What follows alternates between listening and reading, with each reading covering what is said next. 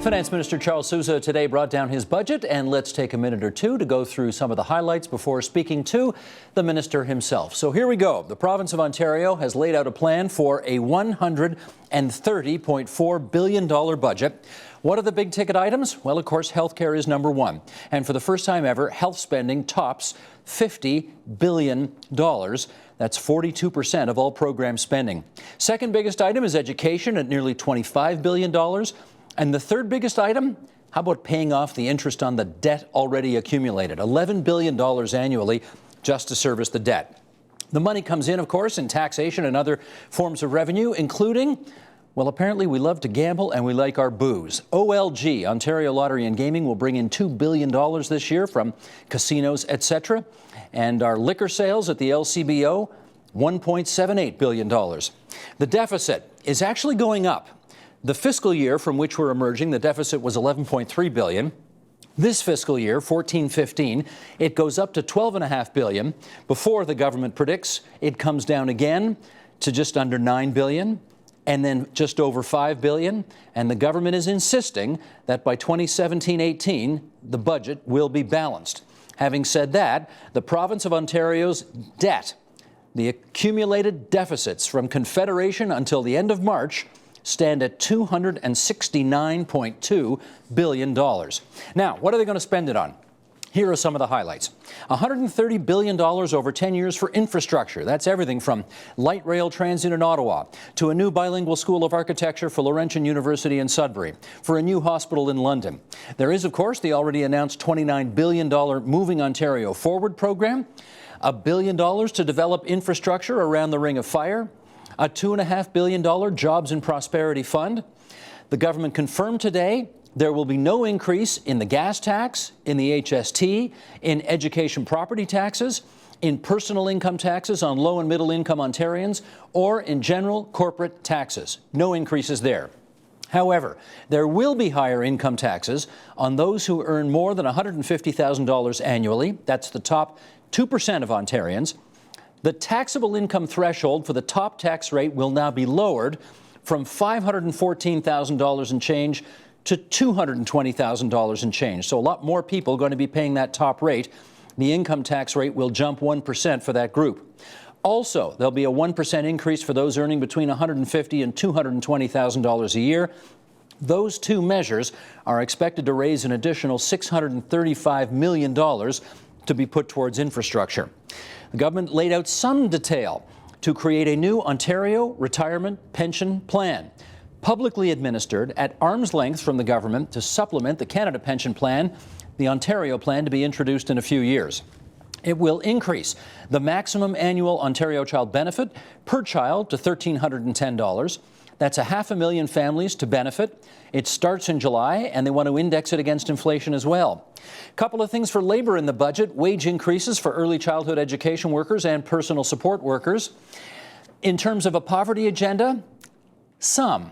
For welfare and disability support recipients, you'll get a 1% increase in benefits, and single people on welfare without children will receive what they call a top-up as well to $30 a month. And for the politicians themselves, still a salary freeze. A freeze for MPP salaries, which will remain in place until the budget is balanced, the government says, in 2017-18. And joining us now from the library in the Frost Block at Queen's Park, there's Ontario's Minister of Finance, Charles Sousa, the MPP for Mississauga South. Minister, it's good to have you on the program again. How are you doing? I'm doing great, Steve. Thank you for having me on your program. Not at all. As is our tradition on this program, we talk mostly policy and then a little politics, so let's start with the policy. How can you credibly commit to balancing the budget by the year 2017-18 when the deficit in the fiscal year that we're about to enter is actually going to be higher than the deficit in the year we just left? So, Steve, let's be clear. We have been exceeding our targets year over year. We have this year alone beaten our target by $400 million. And we recognize that in order for us to balance the books by 2017-18, we must make critical investments to bolster our economy so that we can create the revenues. What's happening this year now is the fact that revenues around the world have been in a slump, and that's created some reductions in revenues for the province of Ontario. They're playing catch up to the province. As well, there's been $1.3 billion in cuts by the federal government. That's also impacted our revenues. What have we done? We've recalibrated our spending. We've made cuts. We're the only province to actually cut spending year over year. We've become the lowest cost government in Canada as a result of those initiatives. So we have been able to maintain a balance. But now going forward, in order to boost and bolster our economy, in the short term, we need to make these investments, like the Jobs Fund. That's $2.5 billion in attraction of investments from around the world so that they can establish themselves in the province of Ontario. It's a competitive world, so we've got to compete in order to win, and we are doing so. We've now created 450,000 net new jobs since the depth of the recession because of initiatives that were taken. And the program that we have in this budget, everything we have in this budget is about creating jobs and bolstering our economy. And by so doing, we'll be able to continue to grow the economy well above what's been anticipated and making the cuts that we continue to make and repurposing some of the assets that we have. We'll be able to balance by 2017-18. Okay, lots to unpack there, so let's start to do it. You mentioned your projections were $400 million better than you thought. Interest rates go up 1% next year, that $400 million disappears. Your revenues this year were $1 billion less than you thought they would be. It sounds like this is all fairly precarious. Does that not cast some doubt on whether or not you can actually get to balance by 17-18?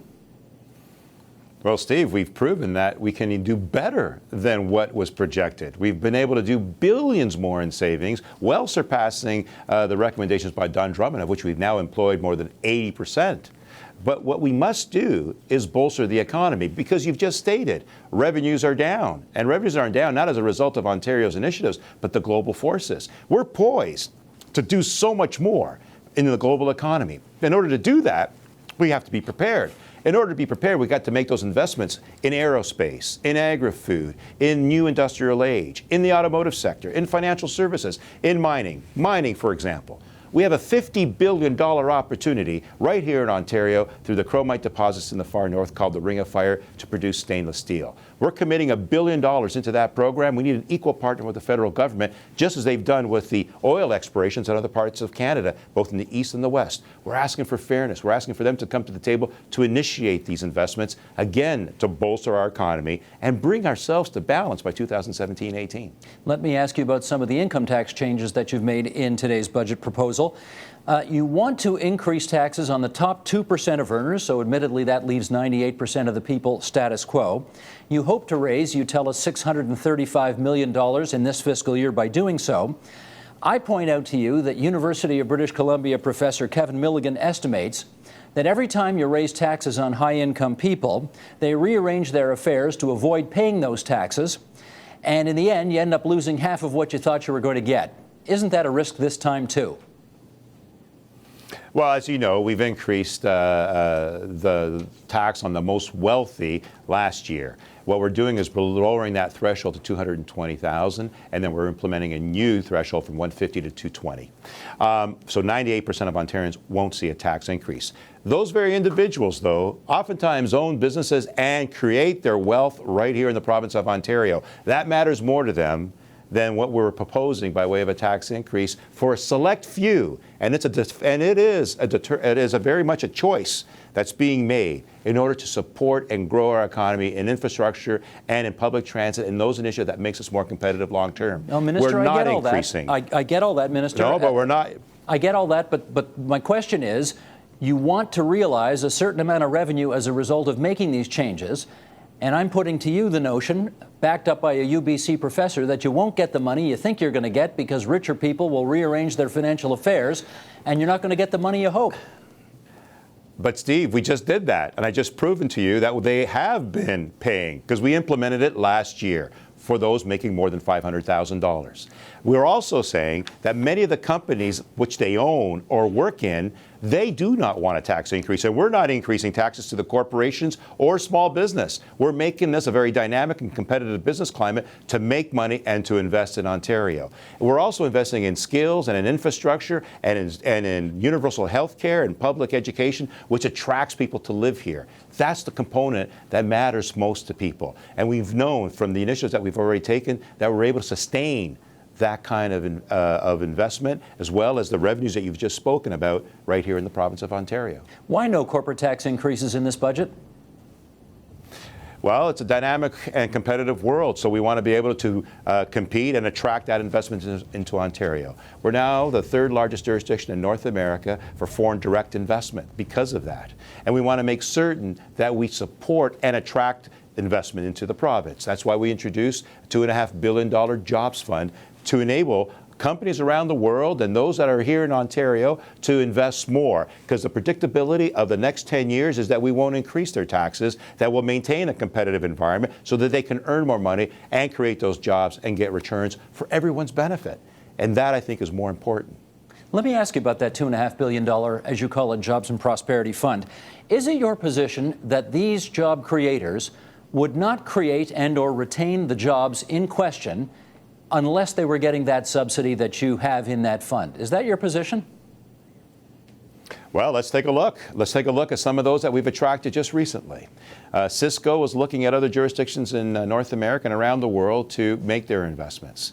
OpenText was doing the same thing. They would stay in Texas or elsewhere. We have now become the second largest hub for information technology and innovation in North America, right here in the Waterloo region. And that only occurs because of the investments and the attractions that we've provided. Let's take a look at the automotive industry. I get it. Some call it corporate welfare. Had we not done it, I call it creating jobs and protecting jobs, because that industry is protected in Ontario because of the partnerships that we've created, and it has been enabling us to have a spin-off effect of many other jobs. Steve, we got 450,000 net new jobs since the depths of the recession. 100,000 just last year, 630,000 jobs since 2003. The 1 million jobs plan that Mr. Hudak is talking about, he's only playing catch up because we're already almost there. What we want to do is create even more jobs going forward, more good paying, high paying, value added jobs in the new economy. And that means we got to attract them with our $2.5 billion fund and maintaining our taxes low so that they can make more money as well. Let me ask this follow-up, though, and I ask it of you, who's a guy who came from the private sector, who was in the banking sector, who was a small businessman once upon a time before you got into public life. Does it not feel odd to you that in some respects you have to, admittedly this is a bit of a pejorative word, but let me use it anyway, you have to kind of bribe people, even profitable companies, to get them to stay in Ontario or create jobs in Ontario? Does that not feel odd to you? Steve, let's take a look at the net benefit of what we're doing. What we want is partnerships with various sectors of the economy so that they can come in and create wealth. Create wealth not only for their companies, but for the people that work for them, and ultimately for the province and for Canada. That is what we're talking about, is the net benefit that's created as a result of the attractions. We've always had economic development funds that have been doing that over the last 10 years, and they've done very well. We have Communitech in the Waterloo region, which commercializes a lot of new startup companies. So, you know, we have more startups in the province of Ontario than all of Canada combined, and that poises us and positions us well to do even more. That is what we're talking about. It's the creation of jobs, creation of economic growth, and that creates greater GDP and revenue and protects the interests of future generations. Minister, I want to ask you a bit about poverty, if I can. Yours is a Liberal government, and yet, if I read the budget correctly, you're going to increase support to welfare recipients, Ontario Works, as the program is called, and ODSP, the Disability Support Program, by 1%. And that's not even going to cover inflation next year. Why so cheap? Well, we are investing to help those most vulnerable. We want to make certain no one's left behind. We're also helping about 1.5 million families with increases to the Ontario Child Benefit to $1,310. And we're indexing that to inflation as well. And yes, we're supporting developmental services. We're also supporting ECEs, early childhood educators, and we're supporting personal support workers and caregivers in our communities because they are the front line and they deserve greater rewards and respect and attraction, because that is where we can even transform the way to deliver services and protect the services that we're providing at much lower costs, while at the same time supporting them. This is about making certain that the poverty agenda, we break that cycle. And we recognize that there's a degree of fairness in this budget. Listen, we have to be as compassionate as we are competitive as a government. We have to be as fair as we are prosperous. And it's that fine balance in our civil society that makes Ontario a place for many people to want to come. And that balance is almost as important as any financial balance on the books, because that is where people succeed. And that is what we're doing in this budget. Okay, Minister, in our last few minutes, as promised, we're going to talk a little politics. And the obvious question is, do you have any understanding at this moment as to whether or not the New Democrats will, if not stand up and support your budget, at least abstain and let it pass? I'm perplexed as to why the leader of the third party didn't show up today and didn't stand before the press in regards to what the plan before us is going to mean to her. Because this budget, this plan is about the interests and the well-being and the fortunes of Ontarians. And it shouldn't be about the fortunes of any political party. And I get it, we are talking politics. But this is much more than election cycle decisions that we're making. This is long-term, it's visionary, it's about leadership, it's about providing retirement security to our next generation. It's about enabling them to have greater opportunities, because they all know that the challenges before us at $12,500 is all they can get from CPP is not enough. We need to do better. And I'm surprised that the leader of the third party didn't speak about those things.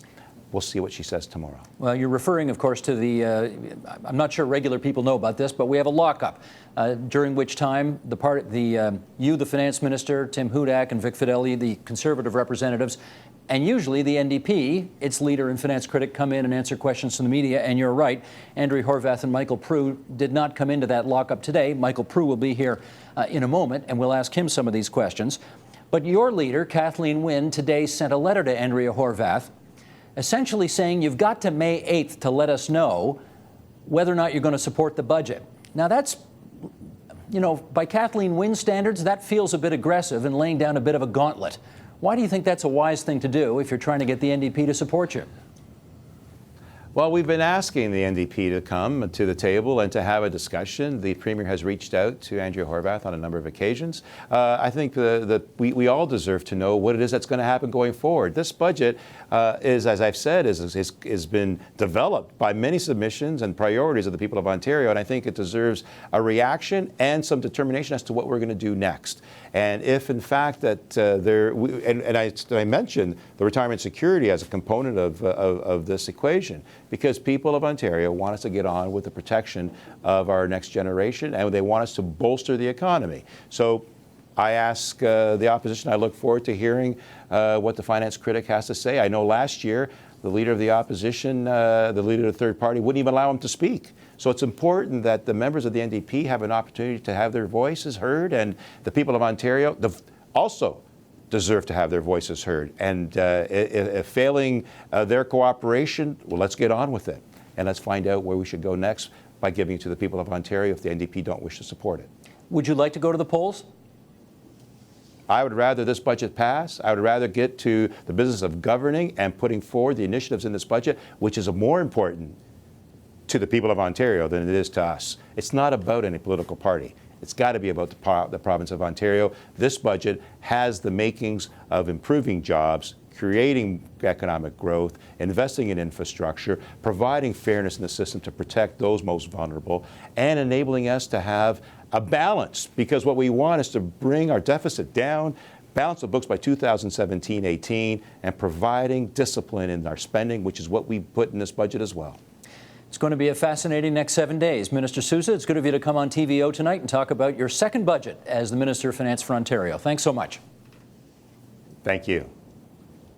Continuing our coverage now of Budget 2014, the Ontario Liberals, of course, need the support of one of the opposition parties to pass the 2014 budget. Joining us now for their thoughts on what they saw in today's budget, The opposition finance critics, they are Vic Fideli, the Progressive Conservative member for Nipissing, Michael Prue, the NDP member for Beaches East York, and Mike Schreiner is here, the leader of the Green Party of Ontario. We want to remind everybody that our online producer, Elamine Abdul-Mahmoud, is hosting a Twitter chat right now, so chime in with your thoughts on the budget.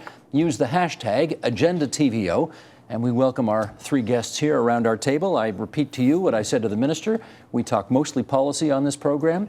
We'll get to a little bit of politics because I suspect that has some bearing on what happens over the next week, Michael Prue. Vic Fideli, the most egregious thing about Charles Sousa's budget today was what? Increasing taxes and increasing the deficit at the same time. That takes a lot of work to be able to pull that off. Michael Prue. I think the most egregious thing was the plan to sell off some of our assets because I think that's very short term. They didn't actually specify that they were going to sell off assets. Well, the wording, or which ones? Well, no, they did talk about the OPG. They did talk about the liquor store. They did talk about the GM shares. I don't really have too many problems. But selling off your assets, it's like selling your car, a family selling its car to build a garage. Okay. Mike Schreiner. Unfunded promises. The biggest spending increase in this budget is actually interest on the debt. Not on program spending. And I think it's because we didn't have an honest conversation about what do we need in Ontario and how are we going to pay for it. And I think it's particularly egregious in terms of paying for transit. There's so many revenue tools to pay for transit. We don't see those in this budget. And also I think Ontario getting a fair share for its natural resources, which we don't see in this budget as well. And I think that's egregious when we have a $12 billion deficit. Let me follow up on that first thing with you, Vic Fideli, because Premier Wynne has been saying for a good several months now, wait for the budget. You will see our definite plans to raise revenue. I think she talked about $2 billion a year for Toronto transit needs alone. Those revenue tools will be in the budget to pay for the infrastructure improvements we have in mind. Did you see that today? No, we didn't see that. What we did see was just an entire list of spending promises. We didn't see a plan to put Ontario back to work. We certainly did not see a plan to balance the budget by 2017-18, and so we know there is no plan. We saw that in the Ministry of Finance's own documents that said you're not on track to balance the budget, and we had that confirmed today. It's the same, what we've seen in the last 10 years, we've seen again today. They promised the moon, but they've just dug a deeper crater. Did you see the revenue tools today that will pay for the transit, that $29 billion or whatever it is? Have I got that number right? $29 billion for the moving Ontario forward? Did you see it? I saw a lot of dreams. I didn't see much reality. Okay, but there's income tax increases on the high income earners. You've got to be in favor of that. Well, I mean, the NDP is going to be studying this over the next couple of days. So, I mean, I really am not in a total position to tell you whether we're in favor of, because there are, in every budget, look, let's be blunt here. In every budget, there's things you're going to like and there's things you're not going to like. And, you've already asked me the most egregious thing. I didn't like that. But there are some things that are in the budget that we could live with. But the whole thing in the end is a balance. And that's what we're going to be doing between now and tomorrow morning. We're having a caucus meeting. We're probably having another one on Monday. And by next week, we'll be able to tell you whether we think that there is enough merit versus enough shortfall to let the budget proceed or not proceed. Well, given that it's a minority parliament, I am interested in how much consultation goes on with the Premier's office and the rest of you. Your leader, Tim Hudak, did come in for a meeting with Premier Wynne, right? Yes, gave a list of the things that we heard from the pre-budget consultations, talked about his million jobs plan. None of those items that Ontario asked for are in this budget. Not a thing that Tim Hudak asked for is in this budget, to your knowledge? Absolutely nothing. We talked about when Michael and I toured Ontario, we heard skyrocketing hydro rates, high taxes, and crushing red tape. None of those are addressed in this budget whatsoever. Well, wait a minute. There are two industrial programs in this budget to reduce the cost of hydroelectricity. They really are all about conservation. This is not, the hydro rates have tripled from 4.3 cents to 12.9 cents a kilowatt hour, mostly because of the feed-in tariff program. Our leader, Tim Hudak, in our Million Jobs Plan said we need to cancel the feed-in tariff program. That's one of the big, bold moves that needs to be done to help rein in the skyrocketing hydro rates. Today, May 1st, your hydro rates went up again. So we haven't seen anything in the budget that will truly tackle that for families. Okay, Mike Trudny, you had a meeting with the Premier yesterday. I did have a meeting with the Premier. We put forward 5 priorities. At the top of our list was lowering payroll taxes on small businesses and paying for that by raising taxes on Bay Street corporations. That's not in the budget. She did half of that. She didn't raise corporate taxes, No, and she but- didn't lower the payroll taxes on small businesses either. She No. raised the exemption for the employer health tax By when it kicks in. $50,000. Yeah, well, that was something. last year's budget, repeated again in this year's budget, unfortunately. So we were hoping to see more there, particularly with the pension program being introduced, because we think small businesses are the engine to creating jobs in our local communities. We also talked about the fact that Ontario is getting ripped off, I believe, with our low royalty rates for natural resources. We have the lowest mining royalty rates in the country. We only charge $3.71 for 1 million liters of water that's being taken, and companies sell that back to us. I don't know, $2 for a little bottle of water. Aggregates, we charge 11.5 cents a ton. Quebec charges 50 cents a ton.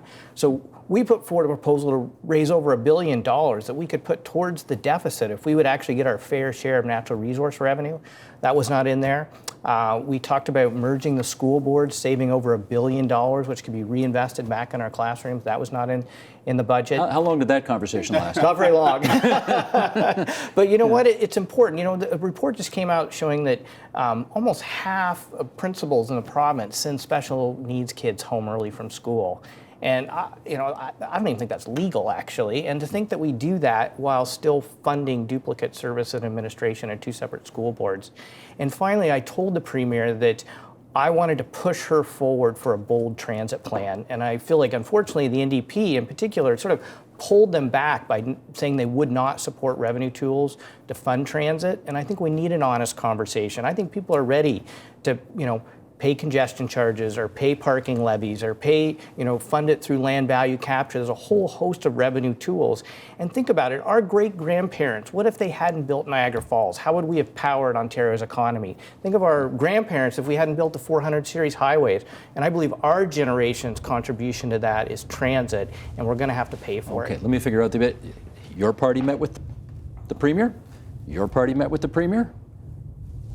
How about the NDP? Well, no, the Premier signaled very early on in the whole exercise that she was not interested in hearing what we had to say.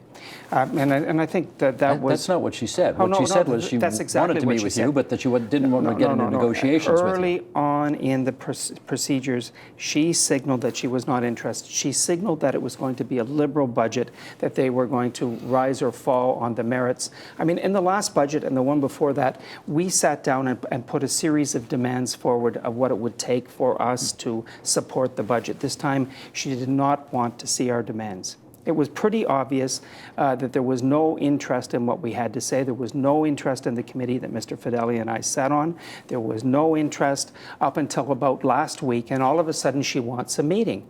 Well, I'm sorry, it was too late. The whole process had unfolded without wanting anything from us, and consequently, there is no input, real input from us into this budget process. It's her budget, it's not ours. The Premier sent your leader a letter Today. late this afternoon saying you've known about most of the, they leaked the whole bloody budget actually in the weeks leading up to it. There wasn't, Well, I don't think they leaked it. I think the civil servants leaked it. okay, there wasn't a single surprise left by the time the budget came out today. In any event, the Premier said to your leader, May 8th, we want an answer from you by May 8th as to whether or not you're intending to support this budget. How do you take that request from the Premier? Well, I think she'll have a pretty good indication in the next few days, after we've had a chance to go through 800 pages, which they gave us today. We take our job very seriously in the NDP. We study this. We're going to study this page by page in every detail. You'd be surprised how many things are found in compendiums, how many things have never been part of any speech, how many things are just little hidden gems, and we we want to know exactly what's going to affect the people of Ontario before we say yes or no. Because, only one of 2 or 3 things are going to happen. One is the budget's going to be passed. One is the budget's not going to be passed and we're going to go into an election. And the other is we're going to, I guess, be in a bit of a stalemate for a while. I really don't know, but we are going to be prepared. And we could not be prepared. We cannot be prepared. No one can be prepared with 800 pages when these were handed to us during, and just for your readers, that was handed to me during Mr. Sousa's speech. That's when we got it. It's a thick document. There's Yes. no doubt about it. Would you like to give Michael Prue some advice on what you think he should do? Well, certainly Michael and I both heard, and I'm going to repeat myself, when we traveled to the 8 cities, and I traveled to 30 cities in Ontario between Christmas and February, skyrocketing hydro rates, high taxes, and red tape. And Michael, you've got to turn this budget down and help us turn Ontario around, because this is not, we're not on a path to victory for Ontario. We have the highest hydro rates in North America today. We have the highest payroll taxes in Canada, about to get higher. We've released through the budget leaking document, the budget leaking team, almost every item that's in this budget we were well prepared for.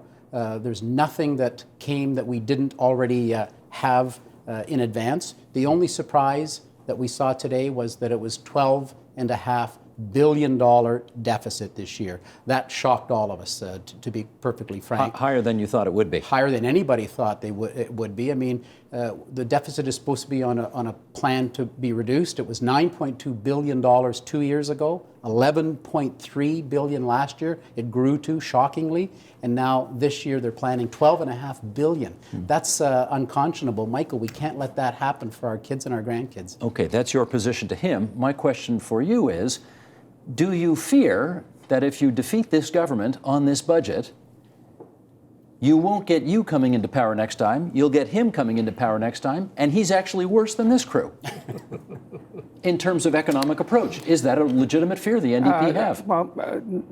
I consider the Conservatives and the Liberals pretty much the same, quite frankly. Oh, now you're offending him. I mean, I'm hoping that when the election comes, and it may come sooner rather than later, or later rather than sooner, the people of Ontario will look at the alternatives, look at our leader, who is the most popular leader by far, and maybe take a chance, maybe have something different and better. What's your preference? What's my preference to what? You want to go now, or you want to wait? I was asked this question earlier today. I'm ready to go if we need to go. There are some people who want to take, and I think our whole caucus and many in the NDP want to have a good, long, hard look at this budget to see whether there's enough in the budget to justify keeping a government which is obviously very troubled and has a whole history that is unsavory, that's putting it pretty mildly, keep them in office. So there will be a wait between whether there's enough good things in this budget versus bad things, versus the other side, which is very clear to me that this government is well past its time. We've had Vic Fideli give you some advice, and I'd like Michael Schreiner to give you some, sorry, Mike Schreiner. Your mother calls you Michael. I won't call you that. I'd like Mike Schreiner to give you some advice. Well, you've pointed out the things about the budget you don't like. Does the government deserve to fall on this budget? I think right now it does, and we're ready to go.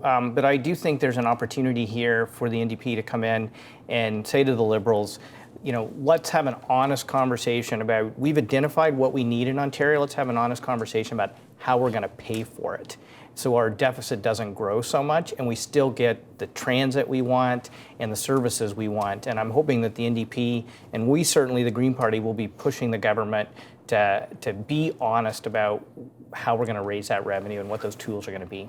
How disappointed are you going to be? Because I know Tim Hudak wanted to go to the polls, a month after Kathleen Wynne took office 15 months ago. How disappointed are you going to be if the NDP does not defeat this government and you're stuck in opposition for another year, waiting another year for an election? Well, I think not as disappointed as the million men and women who woke up this morning without a job are going to be, because for them, under this budget, there's no hope. This is a list of spending promises. This is not a plan to turn Ontario around. It doesn't do anything to tackle the serious issues for these million men and women. They say in the budget that since the depths of the recession to today, they are almost already halfway towards your million jobs.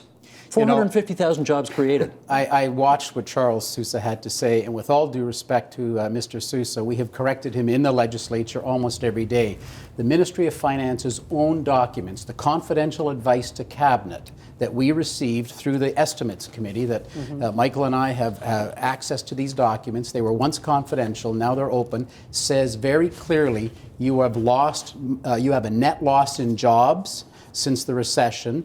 Because the population has increased, you have not kept the pace up, so you have a net loss of jobs in Ontario, and this is the 88th consecutive month that Ontario has higher than the national average of unemployment. So they use some short-term numbers that are really very misleading. We have high unemployment in Ontario versus Canada. We know Vic Fideli's party is against the Ontario Retirement Pension Plan as put forward by the Wynne government today. You don't like the notion, you think it's a payroll tax increase and you don't think we can afford it right now. And their own government, the Ministry of Finance, says it will cost 150,000 jobs to implement that. What's your view on that, Michael Well, Crew? my view is, if you look at clearly what Mr. Sousa said today and what's in the book, they're not going to do anything until 2017. This is an election platform. This isn't a policy that's going to come about as a result of this budget. The only thing that's going to come as a result of this is they're going to start selling, benefit plans. They're going to be selling RRSPs, and that's all that's going to happen in 2014. But presumably your party is on side with the notion of enhanced income security in retirement years? We are, but our position has always been and remains that it's best done by CPP. And next year is an election year in Ottawa, and there's every reasonable prospect that the Conservatives will not be there, or even if they are there as the government, they will no longer have a majority. And I think that there's a really good case to be made to wait the year and see what happens. And perhaps that's why Mr. Sousa is not doing anything till 2017. What's your view on the ORPP, as it's called? So income security for our seniors is critically important. I'd have to agree with Michael on this one. I think the federal government has to step up. I mean, the simplest and most straightforward way of doing it is through CPP. If the federal government is not going to step up and fulfill their responsibility, then I think it would be appropriate for Ontario to move forward at some point. But let's do it federally first. Steve, retirement security is very important throughout Ontario, but at this particular time, we need to focus on job security and job creation. You're convinced that if a Made in Ontario pension plan were to come forward, it would cost jobs as opposed to enhance retirement security? Kathleen Wynne and her entire cabinet were told by a Ministry of Finance confidential advice that if you do this, for every $2 billion that you take out of the system, you will lose 18,000 jobs. Collectively, it's 150,000 jobs. That was one of the other most surprising thing in this budget, was the fact that they knew this would cost jobs and they still put it in their budget as a centerpiece. In our last few minutes here, let's touch on this. I think I've been to 30 budget lockups. And the finance minister always comes in, does his thing. The opposition leader and his critic come in and do their thing. And for the last many, you've come in and done your thing with your leader, Andrea Horwath. And today, you guys didn't come in. You didn't show up. You didn't comment on the budget. How come? A decision was made, and I think a rational decision that we needed time to study this before we made it, a definitive statement. This isn't just another budget year.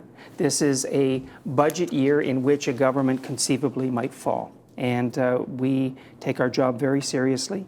And we want to do the right thing and be correct. We don't just want to do a fly-off-the-cuff, 5-minute read of some documentation, come in and answer questions. That's okay when there's a majority government that isn't going to fall. But when we are at the stage when there is every possibility it's either going to fall or not fall, we want to make sure that we're doing it right.